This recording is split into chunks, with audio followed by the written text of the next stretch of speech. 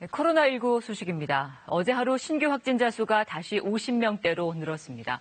병상 문제, 부족 문제에 대비하기 위해서 오늘부터 입퇴원 기준이 완화되는데요. 취재기자 연결해서 자세한 소식 알아보겠습니다. 민정희 기자, 정부가 오늘부터 환자들의 입원과 퇴원 기준을 바꾼다는데 구체적으로 어떻게 되는 거죠? 네, 오늘부터 퇴원과 전원, 격리 해제 기준이 완화됩니다. 해열제를 먹지 않고도 하루 이상 발열 등 증상이 없으면 상급병원에서 전담병원이나 생활치료센터 시설로 가게 하는 겁니다. 병원 치료 대상이 아니라 관찰 대상인데 굳이 병상을 차지하면 치료가 꼭 필요한 고위험군 환자나 코로나19 이외의 중증 환자 치료에 전념하기 어렵다는 이유인데요. 만약 이런 조치를 거부하면 그동안 국고로 지원됐던 치료비 일부를 본인이 부담해야 합니다. 격리 해제 기준도 완화됐습니다. 애초부터 증상이 없는 확진자는 유전자 증폭 검사인 PCR 검사에서 이틀 연속 2번 음성이 나와야 격리 해제가 가능했지만 이제는 확진 뒤 열흘이 지나도 증상이 없으면 격리 해제가 가능합니다.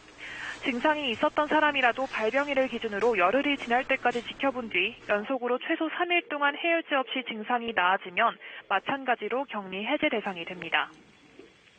네, 식당에 밥을 먹으러 갔다가 직접 접촉이 없이도 감염되는 경우가 있었는데 정부가 권고안을 내놨죠.